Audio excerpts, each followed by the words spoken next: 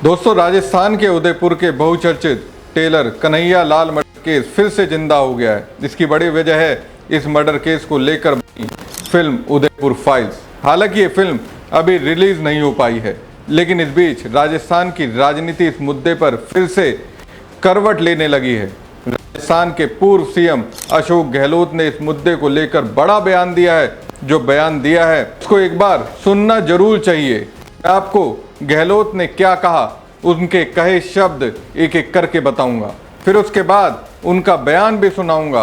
दोस्तों, इससे पूरी तरह से आप समझ जाएंगे बीजेपी किस तरह से राजनीति करती है और हिंदुओं को मुस्लिमों से दूर ले जाने के लिए किस तरीके के रास्ता अख्तियार करती है, और फिर जब परिणाम मिल जाते हैं तो फिर कैसे पलटी मार लेती है।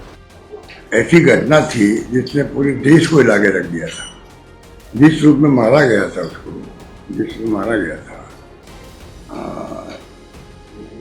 वो ऐसी मानवीय घटना थी। और हमने 4 घंटे में मुलजिम को पकड़ लिए, 4 घंटे में। और फिर भी केस ले लिया एनआईए ने, नेशनल इन्वेस्टिगेशन एजेंसी ने। हमने कोई एतराज नहीं किया, उसी रात को ले लिया केस। तो वो राष्ट्रीय एजेंसी है, हो सकता है उसमें कोई और एंगल हो, तो हमने एतराज नहीं किया। और उसके बावजूद भी उस केस को आज तक वो 3 साल हो गए हैं। एनआईए कोर्ट जो है वहाँ पे कोई जज बैठते ही नहीं है, खाली पड़ा रहता है। आज तक बयान एनआईए करा नहीं पाई उस केस के अंदर। परिवार और प्रदेशवासी न्याय मांग रहे हैं, कब मिलेगा न्याय उनको? क्योंकि वो घटना खाली एक परिवार की नहीं थी, पूरे प्रदेशवासियों की थी। चाहे कोई जाति धर्म के लोग हो, सबको उस घटना ने बहुत पीड़ा पहुंचाई। उसका जवाब इनके पास नहीं है। पूर्व मुख्यमंत्री अशोक गहलोत का गृह मंत्री अमित शाह से सवाल किया है, स्वर्गीय कन्हैया लाल के परिवार को कब मिलेगा न्याय। यह ऐसी घटना थी जिसने पूरे देश को हिलाकर रख दिया था। जिस रूप में मारा गया था उसको, वो ऐसी मार्मिक घटना थी और हमने 4 घंटे में मुलजिम पकड़ लिए, 4 घंटे में। और फिर केस ले लिया एनआईए ने, नेशनल इन्वेस्टिगेशन एजेंसी ने। हमने कोई एतराज नहीं किया, उसी रात को ले लिया केस, क्योंकि वो राष्ट्रीय एजेंसी है। हो सकता है उसमें कोई और एंगल हो, तो हमने एतराज भी नहीं किया। और उसके बावजूद भी उस केस को आज तक 3 साल हो गए हैं। एनआईए कोर्ट जो है वहाँ कोई जज बैठता ही नहीं है, खाली पड़ा रहता है। आज तक बयान एनआईए करा नहीं पाया उस केस के अंदर। परिवार और प्रदेशवासी न्याय मांग रहे हैं, कब मिलेगा न्याय उनको। सोचिए दोस्तों, 3 साल गुजर गए, अब तक एनआईए बयान दर्ज नहीं कर पाई है। सोचिए, इसी के आधार पर बीजेपी ने राजस्थान की जनता से वोट मांगे, वोट मिला और अब सत्ता आने के बाद भूल गई। अगर भूलती नहीं तो दोषियों के बयान तो दर्ज एनआईए कर लेती। गहलोत के बयान में अगर सच्चाई है तो सबसे हैरानी की बात तो यह है, एनआईए कोर्ट में जज ही नहीं बैठते, खाली पड़ा रहता है। सोचिए, स्थिति ऐसी है।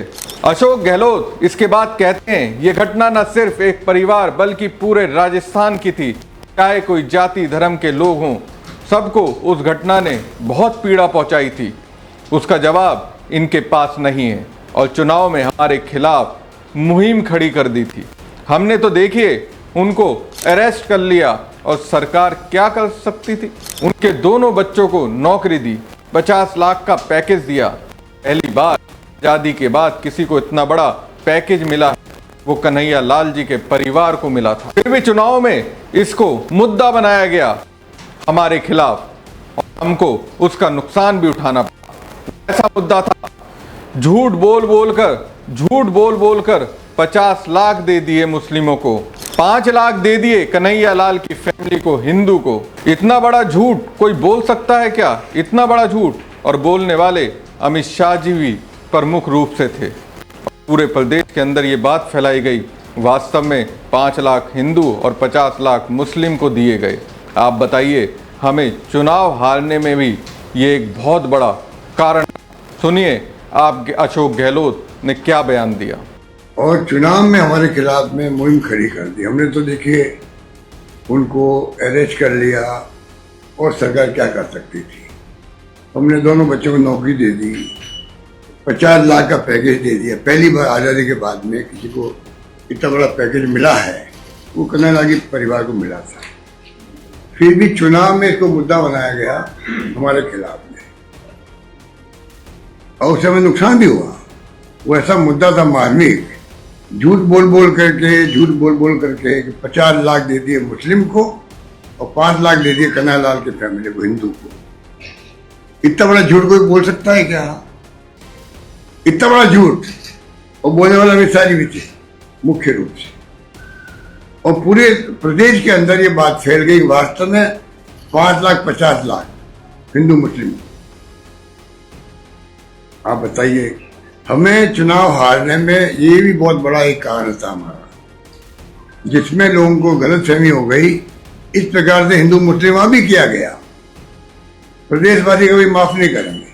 अब मैं पूछना चाहता हूं अमित शाह जी से, कृपा करके आप राजस्थान पधारे हैं, आपका स्वागत है, पर कम से कम आज अपनी मीटिंगों में इसको आप प्रदेशवासियों जवाब दें, भाई वास्तव में ये घटना क्यों नहीं अभी तक सजा हुई इन लोगों को, सजा क्यों नहीं हुई आज तक?